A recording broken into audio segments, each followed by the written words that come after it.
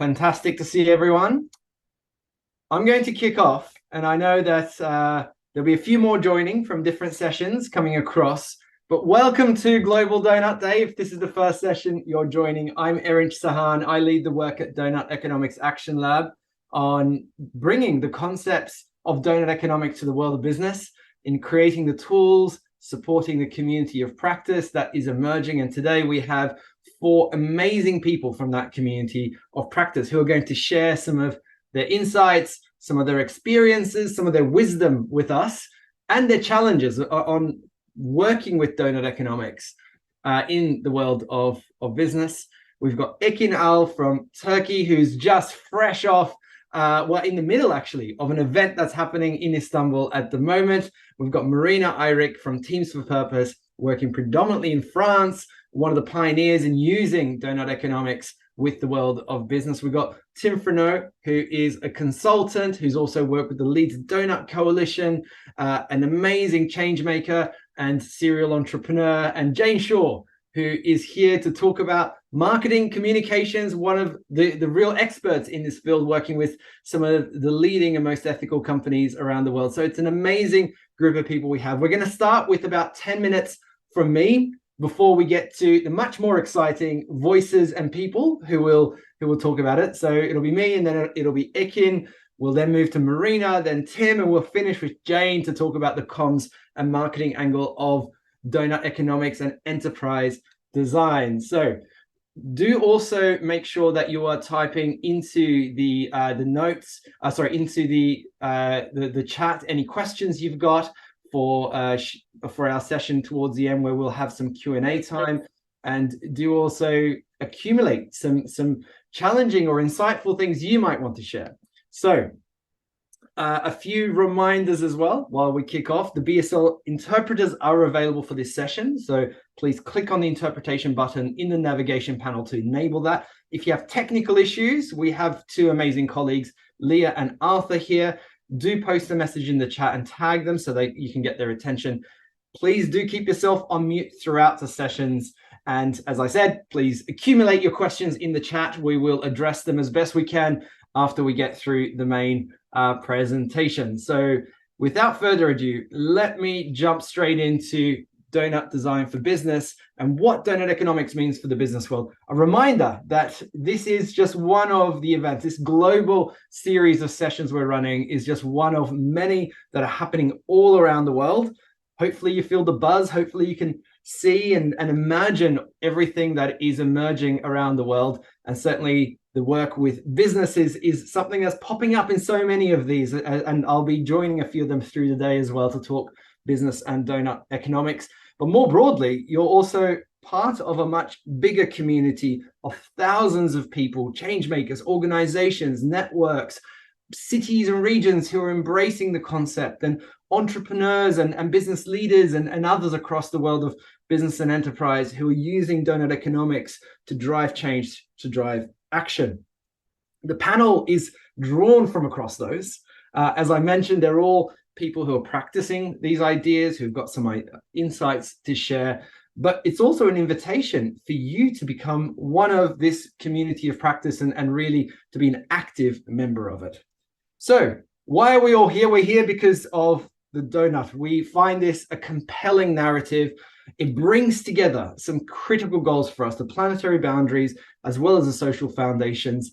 And we're all here because we realize that we have no other choice. We have to be in this safe and just space for humanity that is regenerative and distributive by design. However, we're living in a world that is deeply out of balance. We are in overshoot of this planet's boundaries, and we are falling short on life's essentials for hundreds of millions of people across the planet. We need to reverse this fast. This is an urgent picture. As Kate, my colleague and the author of the book on Doughnut Economics, often says, this is our collective selfie. This is a selfie of us as humanity on this planet. Now, what is driving it and what can help change this in the world of business? A very quick snapshot, and we've got far more detailed videos and tools available at doughnut-economics.org, and I'll give a quick guide to where you can find everything at the end of this intervention by me at the beginning. But let me just quickly give a few sort of clues to what we are talking about, because we're talking about becoming distributive by design, and we're talking about becoming regenerative by design. So we're talking essentially about, if we stick with the distributive side, how do we go from a world that is deeply divisive, where we have spiraling inequalities and we've got huge amount of instability that is happening across the world as a result of that growing inequalities, towards things like having greater worker voice in business, all the way towards even workers owning their companies collectively. You've got a sign there from Creative Handicrafts where the CEO is saying the workers are my boss, and the workers are saying, I own my fashion factory. That's a fashion factory based in Mumbai in India. Fair tax, so critical to make sure that companies are not just paying their minimum share of tax, but contributing their fair share to help essential services run effectively. If we move to the regenerative side, it's about getting to open modular design. How do we design products in a way that is working with and within the cycles of the living world and our practices more broadly? How do we embrace ideas and practices like agroecological farming that are much more regenerative in the way they work with nature and within nature's limits? So those are the kinds of goals that we need to move towards. But as everybody here would attest, we are not on track. We are in that overshoot mode and we are falling short, and business is pivotal. It's central to this. The pictures I'm showing here of hope and others in our documents and our work are just examples, but they are not the mainstream. The mainstream is falling behind and not making that transition that we need. And we believe that in order to apply Doughnut Economics to the world of business, we need to then ask the key question of what's the design of business? What is holding it back? There's that degenerative, divisive world that we've inherited from the 20th century that asks, how much value can we extract through this enterprise? But we want to move towards that 21st century regenerative, distributive model that asks, how many benefits can we generate through this enterprise? So which of these two questions lays at the heart of the deep design of business? And the way we help companies, individuals who work with businesses, entrepreneurs, investors, anybody who has the ability to shape the design of business, the way we guide them to look at this design issue is to look at its purpose, why the business exists, including its product, including its business model, its networks. So what are its relationships with key stakeholders? What's the nature of it? Is it an extractive relationship? Is it commodified relationships? Its governance structure. How is it governed? Who has power? Is it governed purely in service of finance or in service of its purpose? Its ownership structure. How is it owned? And what are the limits and enablers that emerge from its ownership model? And lastly, most critically, it's finance. What does finance and investment demand of this business? How does it demand certain net margin requirements, dividends? How does it enable or prevent reinvestment into the company's purpose internally? These are the core questions that are at the heart of working with Doughnut Economics if you want to bring it to the world of business. So this is what we mean by enterprise design. It's the questions that unpack all of this. And in order to go through that, we've created a tool called Doughnut Design for Business, and it deals guide to redesigning businesses through Doughnut Economics. And as I mentioned, it's got those two key questions. On the left-hand side, that divisive, degenerative economy question. And that is asking us, how does the design of your business block transformative action? And how do we then move to getting into the donut by enabling businesses to take the actions that are needed?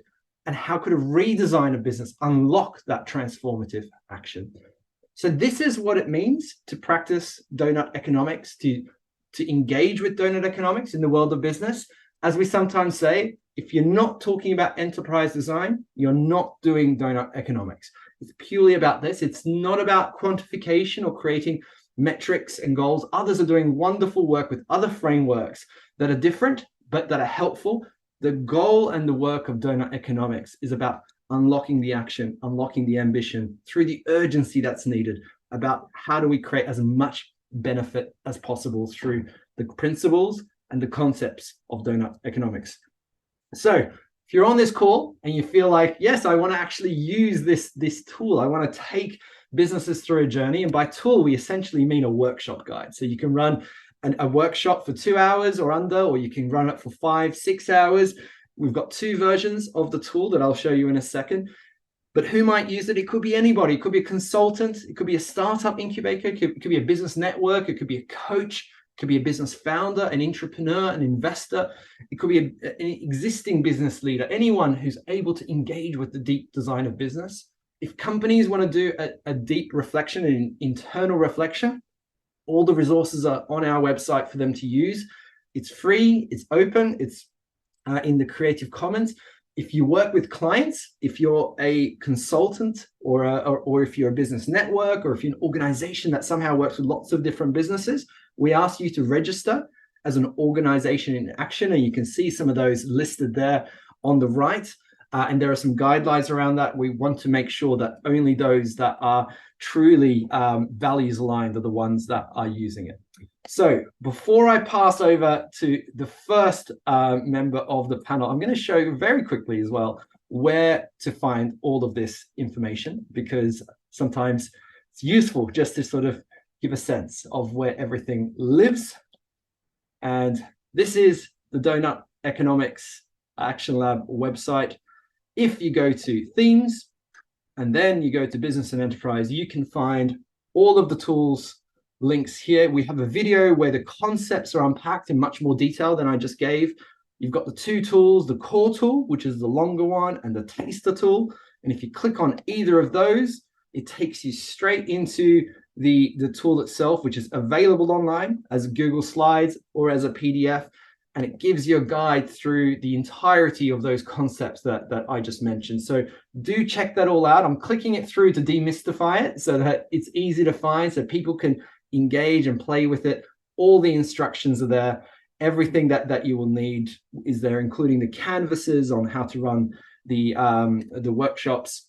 And then secondly, I'm just going to go back to this bit. If you're an organization in action, we ask you to register through Organizations in Action here, and you'll see many of them are listed. We've got a really nice and all the members of the panel here are also listed among these Organizations in Action, by the way. We've also got a map where you can see where these organizations are. So when businesses want to work with us, we say, don't work with Doughnut Economics Action Lab. Here are the practitioners of this tool. Here are the organizations. Go find one that's based in your part of the world. And you can, for instance, go in, this is Ekin's organization, Onarım Atölyesi in Istanbul in Turkey. You'll be able to find that. If you're a organization and you want to be listed in here, there's a public declaration form you can find right here as well. Short form to demonstrate how your values aligned. This is the community we're building. Stories are emerging. New adaptations of the tool are emerging as well. So we're very excited to welcome more and more of you into this world. I'm going to stop there. Ekin, I'm going to pass over to you. I know you've just come out of a room full of donut enthusiasts in Istanbul, but you're also one of the most advanced practitioners of Doughnut Design for Business. So over to you to share your insights with us. Thanks, all of things, Erin. I'm very happy to be here. We are very excited. We are in the middle of the huge event in Istanbul, this Global Doughnut Day, and we are in the nature and a little rainy day, but we are really excited. And hello, everyone. Again, I am Ekin. I'm the founder of the Onarım Atölyesi, similar to regenerative impact space or regenerative design space, maybe.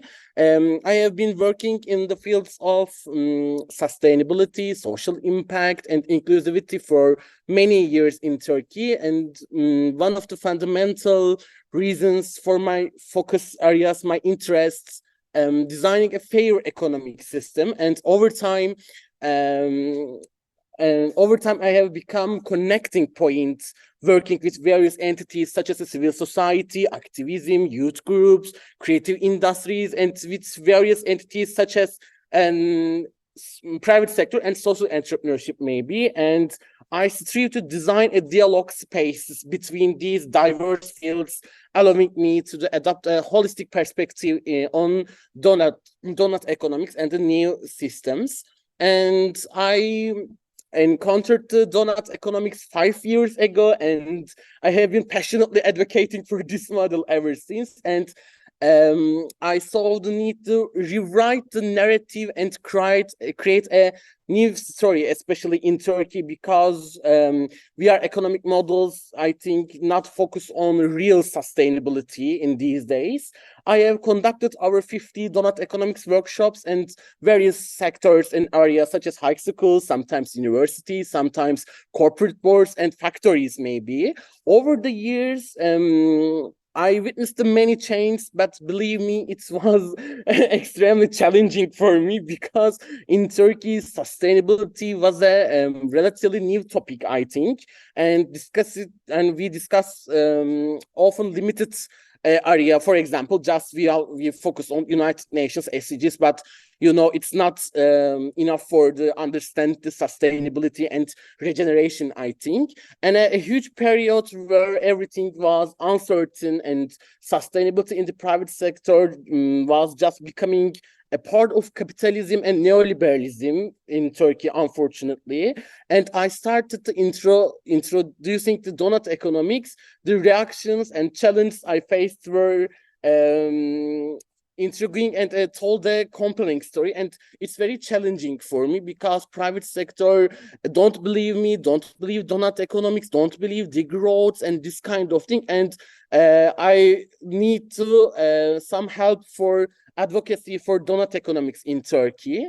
And maybe before the talk about the business world, I would like to briefly touch on the social entrepreneurship ecosystem or social impact ecosystem, maybe because there was a significant resistance in this field, Turkey, about Doughnut Economics, because many institutions say Doughnut Economics is too abstract or too conceptual for us, and sometimes even mocking me, really mocking me, and especially in Turkey, where the concepts related to social entrepreneurship and social impact were very complex. And nevertheless, today, many are institutions willing to understand Doughnut Economics and engage related work. And it's gratifying to see growing popularity of the topic in the country, especially arrange a big hero in Turkey these days, especially after the impact week in Şirince, Izmir.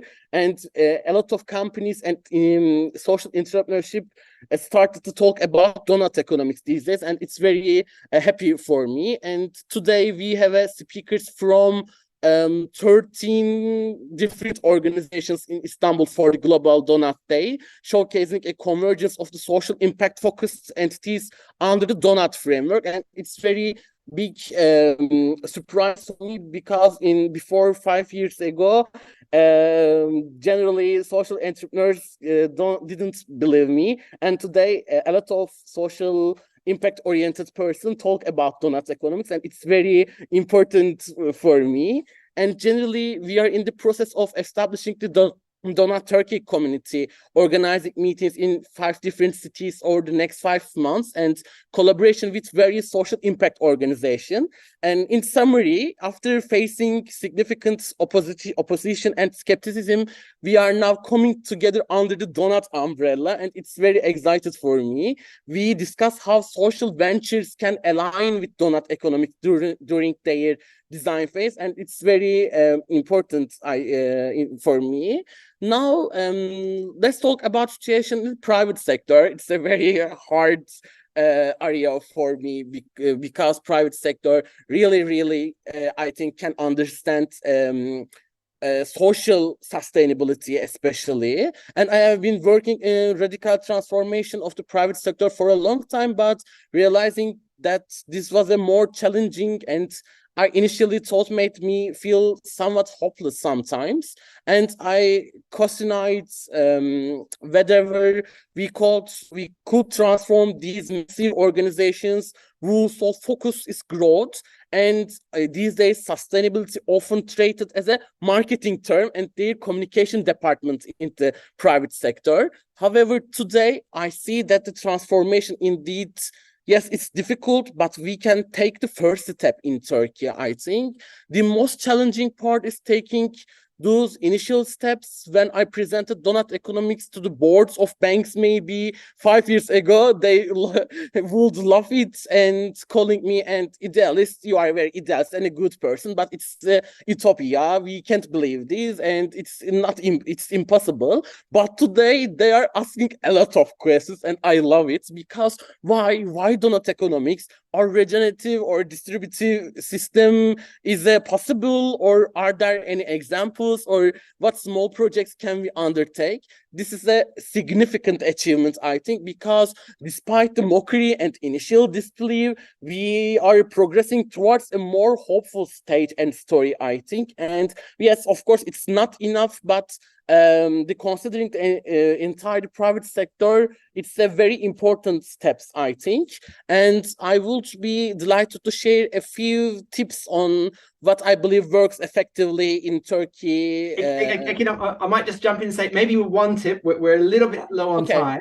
So one really tip from you is, I'm talking I'm talking too much. I'm really sorry. Especially on enterprise design, if there's anything that emerges, because like you and I ran a workshop together near Izmir, ownership models, governance structures, this did emerge. So anything you can kind of talk, that would be wonderful. I think this is very important. We must show that a regenerative and distributive system is possible, because it's very abstract and construct model, and we can do this and show examples from around the world and explain different business models. We need to demonstrate it's a feasibility. I think it's very important tips for me, and I am really sorry for a long talk. No problem. Really exciting to have you, Ekin. I'm delighted to be there. And always amazing to work with the dynamic youth in Turkey that are driving so much of this change. I'm going to move over to Marina, because I know, Marina, you've really driven some of this. You've done a handful of pilots already with companies. What can you share about bringing Doughnut Economics and particularly enterprise design conversations, opening them up with business leaders in France? Mm-hmm. Yes, thank you. I think the thing is, the Doughnut model itself, I think it's much more well known, at least among sustainability practitioners. It's a known model at this point, at least in France. So what has been more of a challenge is how to open, as you were mentioning, open up this conversation and going further, and just being aware of the model, what it is, about the planetary boundaries, about the social foundations, and so on, and saying really, okay, how can we actually change? So this has been a bit challenging. So I think there are different organizations here that are trying to push and knock at the different doors to companies that actually would be this kind of exercise, let's say. So I've run a couple of workshops, but I must say that at the moment, what is more feasible, so because you also asked to share some tips maybe, is at least having a conversation on what this tool is about, what is behind, that you could be running it in 2 hours, 5 hours, and so on.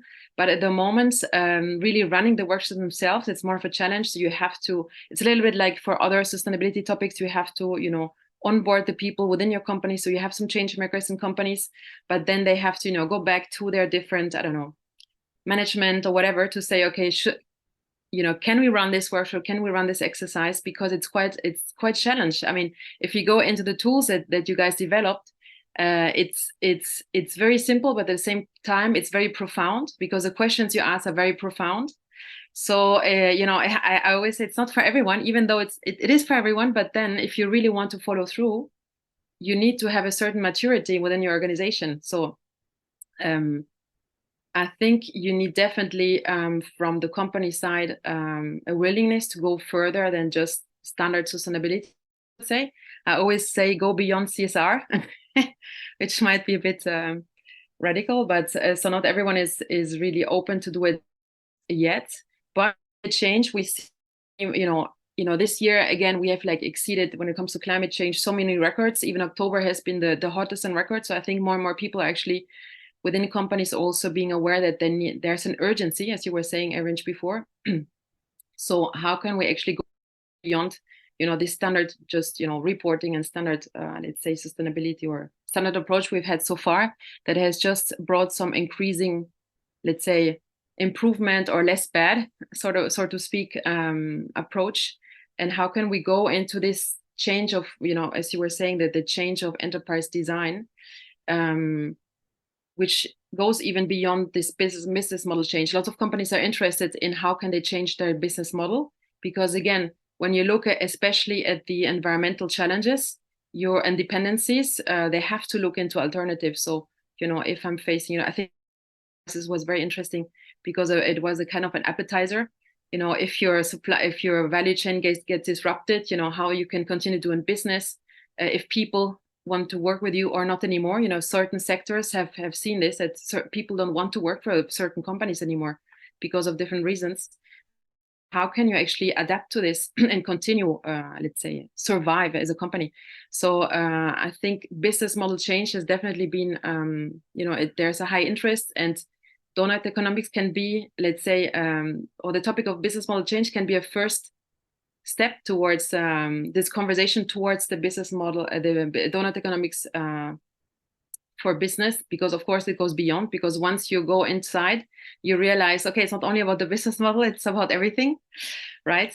So I think definitely we have still some work to do here, but I would say at least in France, it's most people, most sustainability practitioners know the model at least already.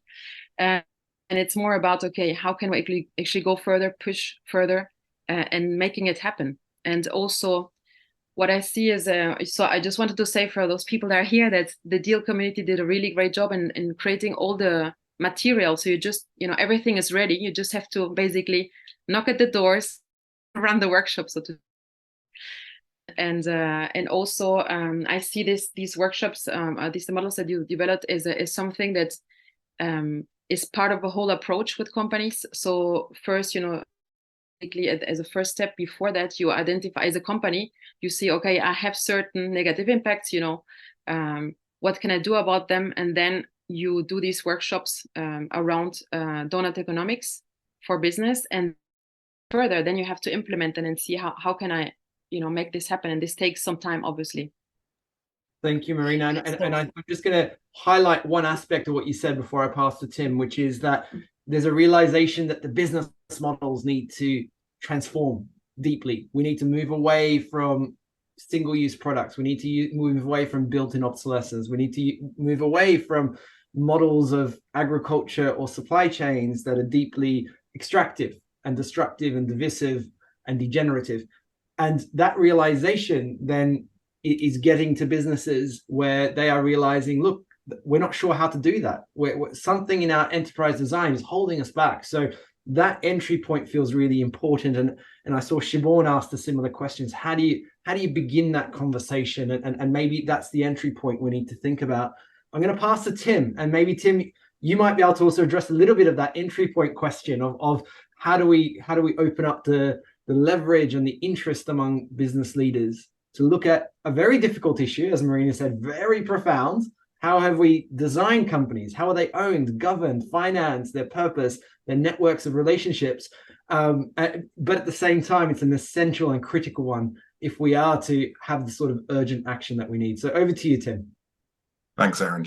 I mean, I think that sums up both the challenge and I think the greatest strength of applying the Doughnut to businesses. Like, we have to ask that fundamental question of what is business for, and the Doughnut is a way of answering that. But I think that's not a question that business has ever been used to asking.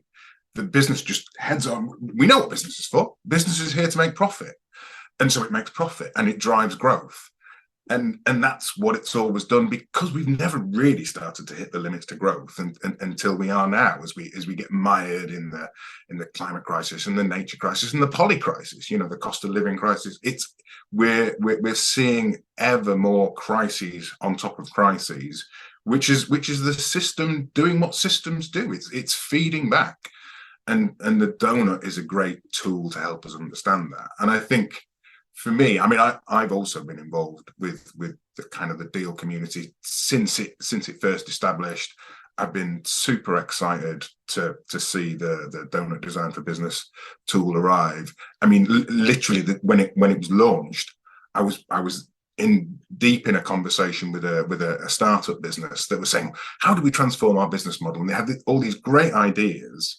And what they really needed was a process to take all those great ideas out of their heads, put it down on paper, and understand what it meant for their organization. So literally for me, the toolkit arrived at the perfect time, because I was able to say, guys, we've got this tool now. We're going to sit down. We're going to work it through.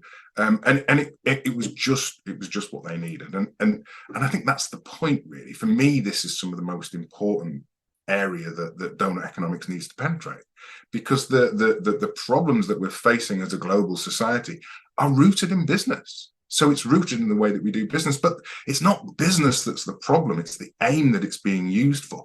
Businesses are the most effective ways that humans have ever found of collaborating. You know, the impact is huge. We've changed, you know, we've ushered in a new era. We've ushered in the Anthropocene through businesses. So changing that goal will usher in another new era, and that's what we need to do. And so the business of the future needs to be driven by well-being and supporting life, human life and non-human life, in a sustainable way. And that's the exciting bit for me. And this is the great thing about Doughnut Economics, is it both helps us understand what the problem is. So you've got those great global planetary selfies, and you can see what the problem is. But then we've got the tools to do something about it and apply it to a business or to a place. And here in Leeds, we've done some of the applying it to place as well. But for me, I'm really interested in making it work for businesses. I guess my journey to the Doughnut, I used to be head of economic policy. I developed England's first carbon negative industrial strategy. And at the time, it felt like a big thing, but actually now I realise that even that wasn't going far enough, and that we need to push way beyond that. And so I've been on this journey, and Doughnut Economics has helped me with that. But for a long time, I was operating from my head. It was like, planet's in crisis. Here's a tool, we can use it. And it was only once I started engaging on an emotional level when, at the launch of the Doughnut in Leeds, we built a donut on the floor, and I stepped through it. And I stepped out beyond the planet's boundaries, beyond the planet's carrying capacity, and I was scared. And then I stepped into the middle, and I stepped below the social foundation, and it's a place of sadness.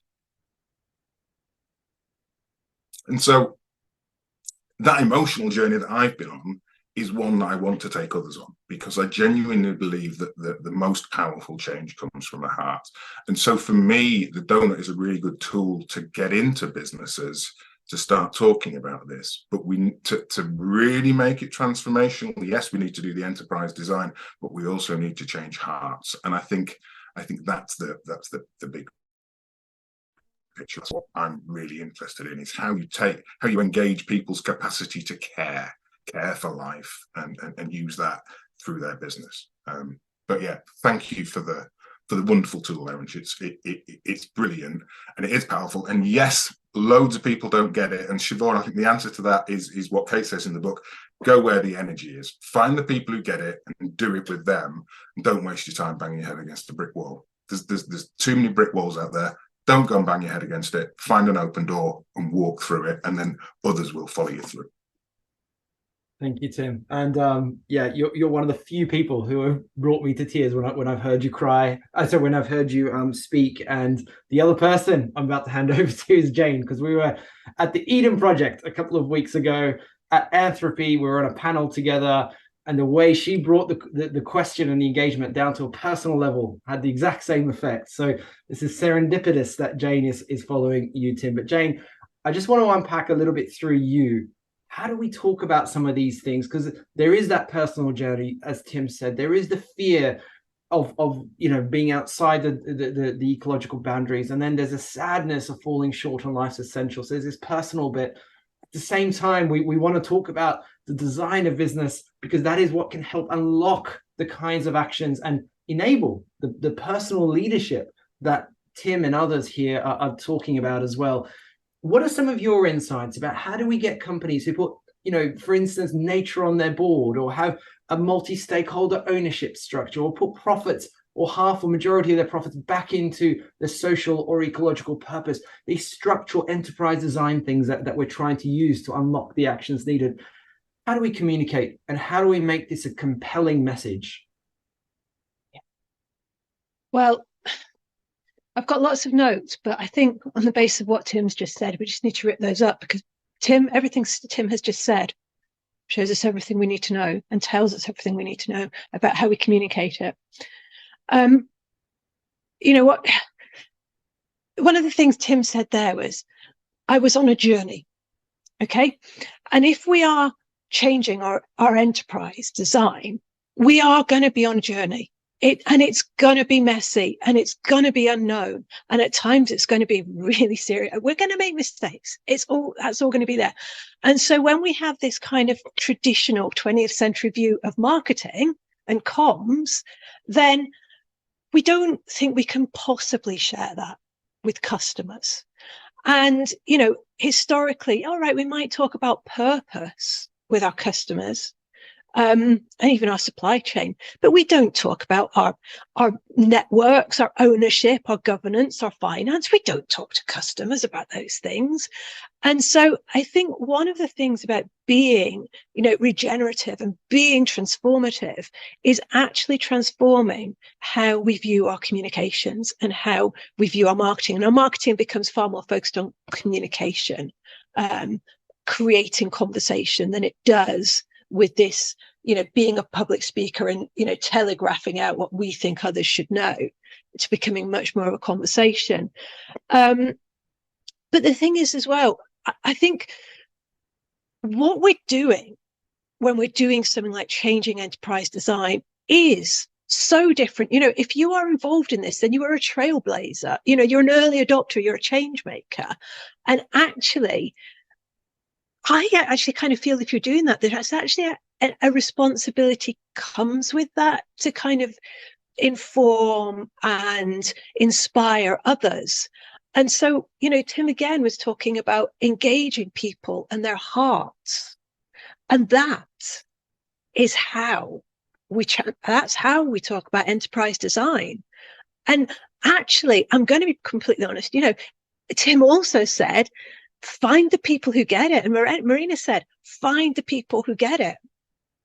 And actually, I think we've got to be a lot braver about recognizing that our customers are coming to us because they get it. And okay, and not only our customers, our supply chains, you know, and sometimes even our competitors or those in the same space as us who maybe will become our collaborators as we change our enterprise design, who knows? And I think when we kind of do that, it allows us, and when we transform the way we're thinking, it allows us to embrace our imperfections. And if we become open about the fact it is a journey, actually that in itself engages the people we want to engage. And I think it does, you know, the whole thing changes, the whole way we look at these things changes. And it means we have to start, again, questioning tools that we've traditionally used. Because a lot of the time with something, when we're marketing, you know, this idea that I said before, you know, we often think of marketing as us in the public square, we're the town crier, and we're telling people what they need to know, often with a view to buying our stuff. And actually, when we begin to transform that into a communication process where we're inviting conversation with customers, actually, we often find that our customers really enjoy the option to kind of almost talk to us on a private level. So it's the difference between, you know, putting something out on social media and then one person at the back of the town square shouts and then everyone else follows them. Whereas perhaps if the same information went out in an email where there's more chance to explain it and go into nuance and intricacy, and people then come back and start saying, I don't get it, but why are you doing this? Or I thought you were already doing these things. Because, you know, we do have these issues that we get scared because our conscious customers can be very, very passionate and very vocal. And I think we have to find ways of embracing that and accepting that and acknowledging it and bringing it into our enterprise design transformation. Because I think we sometimes underestimate the role those customers can play in helping us with our transformation.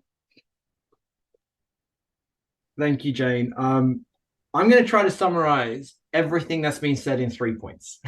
And I think, Jane, you helped draw a lot of that together as well.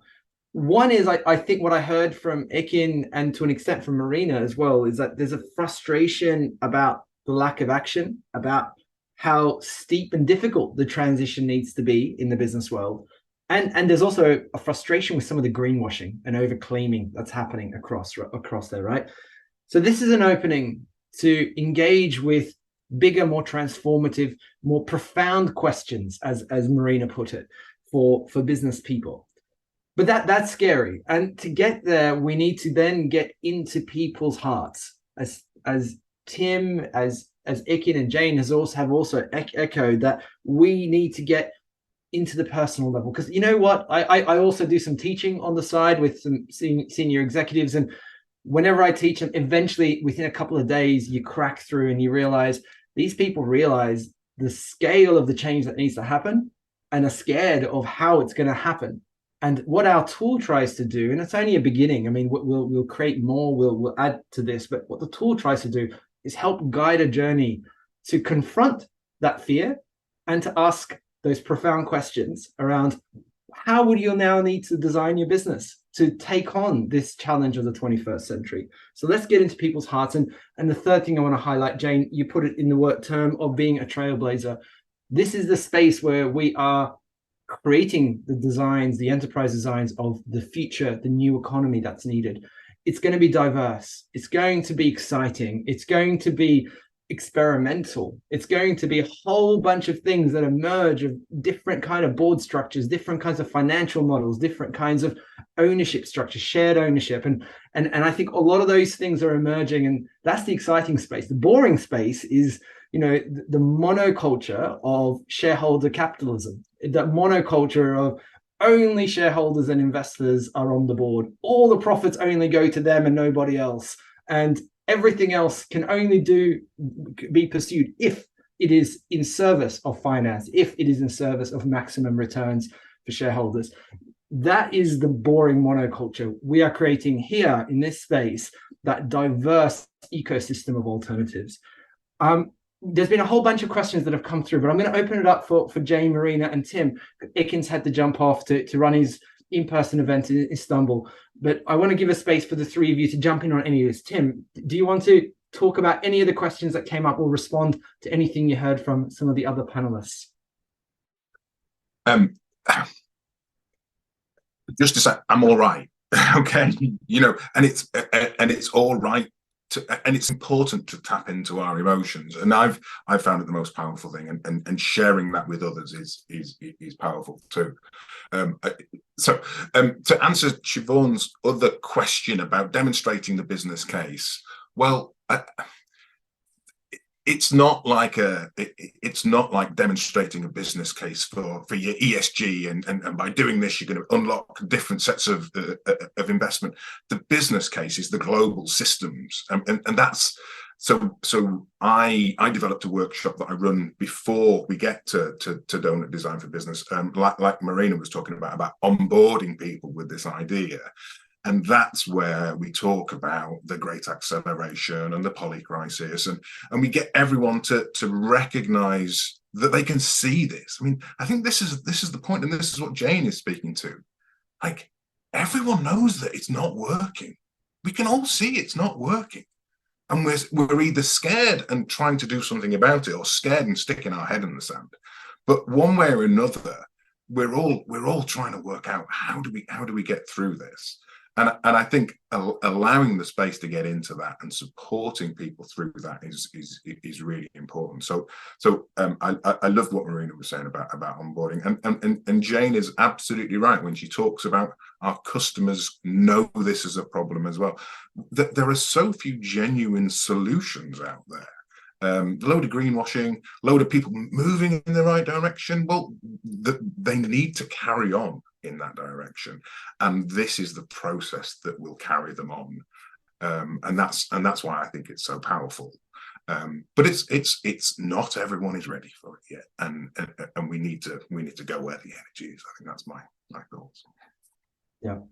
I'm going to throw it back to Marina and Jane to see if you guys have anything that you've seen around good practice on businesses, business leaders, individuals communicating effectively about any of these ideas. Where, you know, Jane, you and I, when we were together a couple of weeks ago, we saw faith in nature, and they're doing, I think, quite a bold job in saying this is why we gave nature a voice and a vote on our board. And they have a very compelling narrative about why A, that seems the logical thing for all companies to do anyway, and B, how it's safe. It's allowed them to actually make better decisions longer term, and to live the truth of their purpose. Maybe particularly to you, Jane, but Marina, you can come on the back of that. Have you seen other companies that are demonstrating hints on how do we talk about the importance of enterprise design? Yeah. And I think the other point about that as well is it becomes very scary, because there's almost this question of, well, what if people thought we were already doing this and now they get angry because they realize that we weren't doing it after all? But it's about changing that narrative into the journey, and it's about changing that into now we couldn't before. And so it becomes about how we talk about it. And I think, who talks well about enterprise design? I mean, it's what I find fascinating is a lot of the companies that are doing it don't even realize that this is something they can talk to their businesses about. So, I mean, it's a small company, as it often is, but Kite Creative are a UK company that do regenerative household design. They're using natural materials and really trying to have a regenerative impact on people and planet in all their business practices. But again, they turn around and they go, oh, but we just say what we do. And they're not understanding that what they're hiding away in, you know, their kind of about page on their blog is exactly what people want to hear. And so, sorry, just seeing the chat and getting distracted by the chat. And so what you've got people like they're doing is actually, it's just about finding ways to amplify those voices. It's all there. They just don't realize that people want to hear it. People do want to hear it. People are desperate for guidance. People are desperate for someone to take the lead, and they don't feel they're getting it from government usually. And, you know, they know as individuals, they can't do enough. So business is so well placed to take the lead on this. I'm going to give the last word to you, Marina, on anything you want to share on how do we communicate about these, any examples you saw, or any pearls of wisdom related to anything you've heard so far or read in the comments. Yeah, maybe 2 comments. So another example comes to my mind is, so I don't know if they're fully, true in line with the whole Doughnut Economics for Business, but a great company that has been working on to become more sustainable since the 90s is Interface. They do carpets. And one of the recent things that they have done is, because they wanted to go, they have been offsetting their residual CO2 emissions. So one of the last things they've done is they want to be truly regenerative, and they have briefed their engineers for their factories to become like forests. So, so I'm very curious to see what the outcome is. But, this is the kind of approach, out of the box approach that is needed really. So how can we just, go beyond this traditional just compensating or whatever, and really, even if you're not like a forest management company or whatever that is in their own, company design doing these things, how can we actively become regenerative? This is an interesting example. And then also I just wanted to share, it reminded me when I saw Tim and talking about emotions and so on, when I do, trainings and I talk to change makers that try to change things within their companies, or even, with their clients or whatever, there's this model from Aristotle about the art of persuasion, and it has 3 pillars. One is logos, of course, logic, numbers. The other one is values, ethos, so incarnating the values we're trying to transmit. And then there's pathos, the emotions. So true change comes only if you touch the heart, and not being scared to do this, even in a business context. It seems that we have, we're not allowed to bring our emotions into the company. You want to enter the company or the office like a robot just talking about numbers, but actually we're humans. So in the end, don't be scared to do this. So maybe this is also something I I often share, and I think it's very important when it comes to changing things and you know, the Doughnut economics for business is about true change. So you need these profound, also, you know, on the emotional side, you need these changes as well. Thank you, Marina. Well, I'll wrap up. We're 2 minutes over. I invite everybody to go to the doughuteconomics.org website. You can go through the themes to the business enterprise page. All of the materials are there. All of the guidelines are there. You can go into the tools where you can look at how you can use them in your context. And if you're an organization that works with multiple companies, do sign up as an organization in action so we can profile your work and we can validate that your values aligned along the lines of all these amazing enterprises and organizations around the world who have joined our community. So thanks again. And I really want to thank Ikin, Jane, Marina, and Tim, who have made this such an emotionally honest, powerful and profound discussion throughout. I didn't quite expect that, but I should have, knowing the names that we've pulled together. So thank you all, and particularly to Jane, who's dialed in from Vancouver Island at a particularly ungodly hour right now. So thank you guys. Happy Global Doughnut Day all, and we'll see you in future sessions for the rest of today. Thank you. Thanks for having us, Erinch. Thanks, everyone. Bye-bye. Yes, thank you. Bye.